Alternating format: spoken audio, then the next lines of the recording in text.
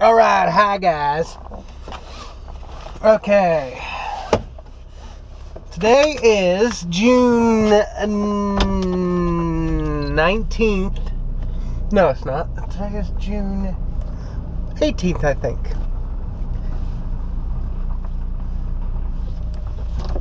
Anywho, it's Tuesday, June 18th, 2019. At 4:20 in the morning. Okay. Been looking at some news.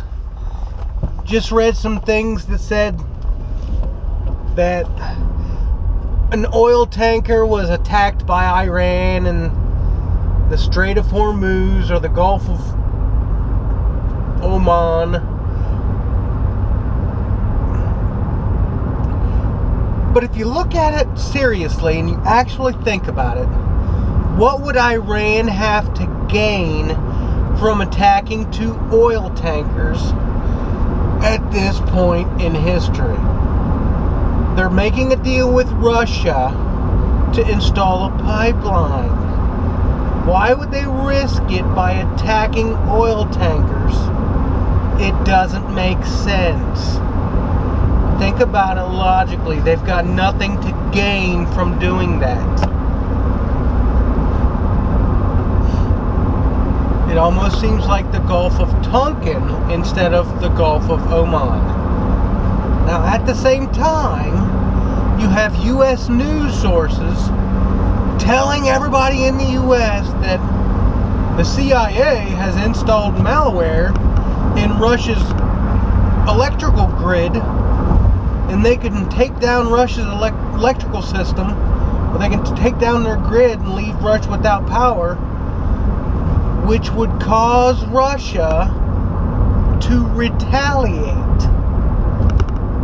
So if the news is telling us that they already have malware installed in Russia's grid, that means that if they did something to our grid, they could blame it on Russia, and people would be quick to jump on board because, oh no, our power's out. The news told me Russia did it. That would be enough for people to say, yes, go after Russia. I'm angry that my power is out. Please, help me. That's not what's going on. That's just my opinion, looking through all of it. The Federal Reserve is crumbling because people have figured out, hey, you know, a debt-based money system only works for a short period of time. Then your money has gotten so worthless that you have to have a war or some event to absorb all that extra cash that you pumped into the economy so that the dollar regains its value and you can start over again. That's how debt-based systems work. They only work for so long, and then the money has been devalued to a point that it's worthless. So you have to have a reset event.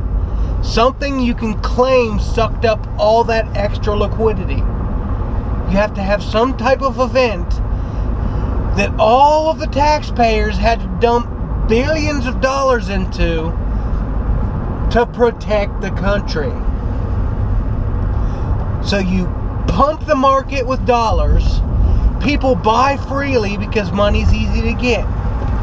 As they buy, the prices go up, which means you have to pump more money into the economy, which means more people think, ooh, I can buy, and they get into debt because you're enticing them with, here, you can have it now and pay for it later. Ooh, instant gratification. Immediate dopamine feedback response. That little happy chemical is what we're all after. Ooh, look what I have now that I can use right now. And I didn't have to pay out all this money. Yay, dopamine, I'm happy for a short time. The financial system is getting ready to transition back to something that's more just, more righteous. I'm hoping. Yeah, a lot of people view it with instant negativity because you can't change anything. That's just the way the world is. You just have to accept it. But if you look at it from a psychological standpoint, if you look at it from, if you actually think about it, when you view something with instant negativity, that's like being mentally lazy, because it's a lot easier to say, no, it's impossible, and not subject yourself to thinking about how it could be better. If you instantly view it with negativity and it'll never happen, then you don't have to think about ways that it might happen.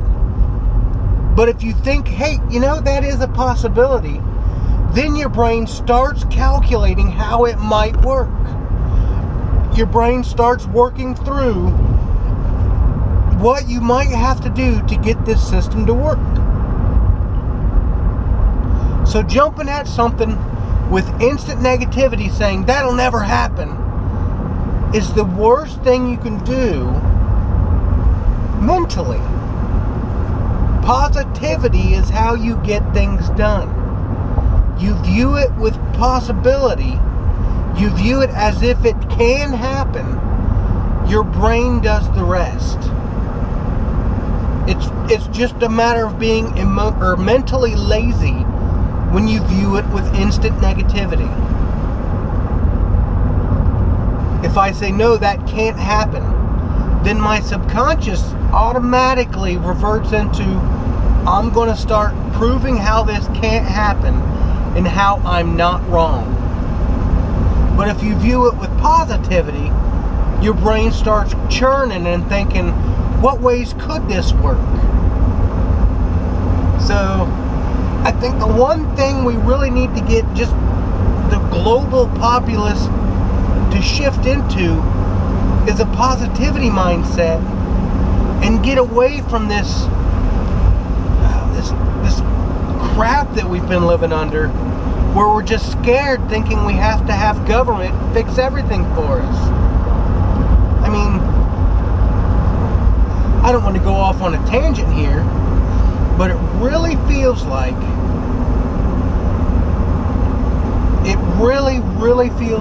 politicians are just the most manipulative people that use your emotions to trap yourself into thinking this isn't fair, government will help me. They went after the kids who weren't good in sports, and they said, oh, hey kids who aren't very athletically inclined, this isn't fair, is it? All of those athletically inclined students, or all those gifted kids who are good at sports, they always get trophies and they always get picked first. That's not fair. We can make it better, so you're just as good. So people's emotions kick in and they say, yeah, it's not fair. I've got a genetic disorder and I'm just not as good. So I should be allowed to win too. It's not fair that they always win. So what? They're better than me. You're using people's emotions to dictate their actions. It's like guys who lost consecutively at sprinting or track, or they've lost consecutively all their lives. But then they figure out, hey, I can be a winner. I can be famous. I can be on TV if I just say I'm a girl. If I just say, hey, I'm a girl now, I can whoop the competition because I'm slower than all those guys that are really fucking fast. But look at all these women. I can beat the shit out of them. I want to be a woman so I can be winner. I'm going to be a woman so I can be a winner. That's what I'll do. It's not fair that I'm always losing. So I'll just become a woman and become a winner. They're using your emotions to dictate your actions. And they're enticing you psychologically, whether it's subliminal or what, but they're enticing you to basically you're not as fast. But if you said you were a girl, then you'd be the fastest. And it's okay if you think you're a girl, because LGTB, whatever it is, LGBTGBFQ, whatever it is now. There's like 72 acronyms.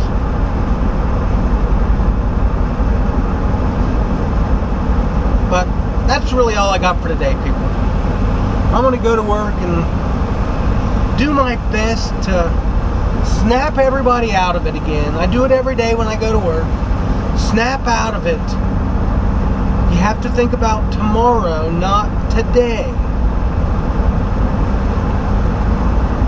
If you're at a job that's in the manufacturing sector of the economy, don't ever think about today's profits. Think about tomorrow's worker.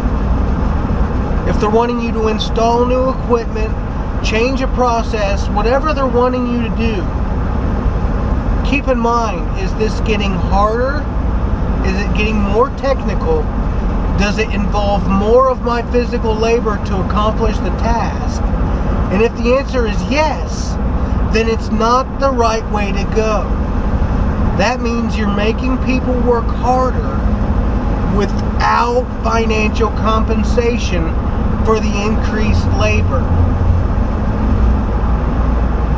Whether it's increased mental capacity or increased physical output, you can't bring in stuff that makes people's jobs harder, because that's going backwards. With technology and advancements, everything should be getting easier. Everybody's job should be getting easier. So if you've got an easy job, then you like your job more. The more you like your job, the more you'll want to do a good job and make a good product. If you're just scared to lose your job, but you don't like it because you feel like you're put down, you have to work harder than you should. If you don't like it, the natural psychological response is to work no harder than your laziest person. Because if they can stay working here and they're only giving the company this much, then by golly, that's all I should have to give. Because if they try to make me do any more, I can point at that guy and say, but what about them? And the company then has no legs to stand on. They're like,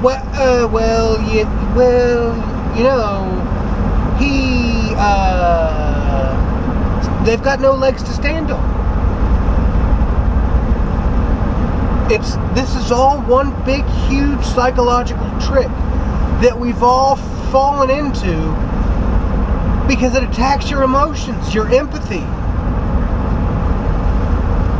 We need to get back to, you're allowed to make fun of people for not doing a good job. You're allowed to pick on them. Because 9 times out of 10, you're not actually doing it to be hurtful. You're doing it to make them better. And to let them know that they're not quite working up to the level they should be. For a business to be successful, you have to be able to do so much. And if they're making you do more than you're, physically or mentally capable of, you're not going to do as good a job. In my head, it's better to do a darn good job than it is to do a half-assed job, but more of them. Yeah, it's cheaper to have one guy doing 3 different jobs. It's cheaper. I'm only buying 1 manpower. I only have to pay for one person's benefits, and I'm getting all this stuff done. But look at what that actually means. That means that the investors or whoever are making more money by the people working harder. The people aren't getting more for working harder. They're just working harder. So that's kind of like you're stealing somebody's livelihood. If I have to work harder, then there's more physical stress on my body, which means my life expectancy starts to dwindle with emotional stress that has a compound effect on your physical body. Stress is a killer. So I can see within 10 to 20 years, the amount of physical and emotional stress that a job exerts on your body will relate to a higher pay scale, because it's taking more of your life away. If I work in manufacturing and my life expectancy drops by 10 years, let's just say it drops 10 years because of the chemicals I'm exposed to, because of the work I have to subject my body to. If that drops my life expectancy by 10 years, then it would only make logical sense that a job that's physically taxing should be paid more than a job where I don't have to worry about any of that stress.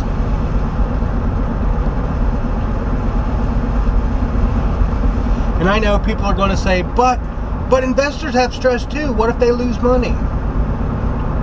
A lot of the investors have exit strategies. Once the profit margin drops to a certain point, they're already set up to sell everything they own, to sell their holdings, and back out so they don't lose too much money. Normally that number is still more than what they've put in, so they still make money, but now they're gone, and the company they were invested in has cheaper manpower, they have cheaper equipment, they have cheaper products, they've cost down everything trying to get the most profit they could. So all they do is go into a company and degrade that company to a point nobody wants it anymore. Then they move on to the next company. It works for a while, but then your product gets so shit that nobody wants it. It's just like the dollar and the Federal Reserve. It's because that's how our monetary system works. From the top down, it's all the same. You pump as many of something out as you can while people really want it.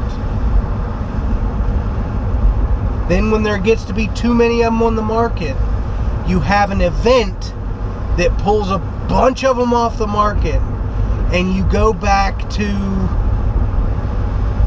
where you started, and it repeats the cycle.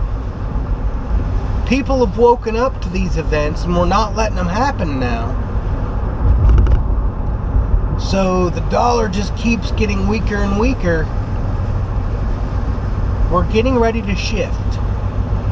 That's all I'm going to say. I hope to see all of you on the other side of what's coming, because I have a feeling it's going to be a lot better. A lot better. So that's it for today. I will talk to you guys later.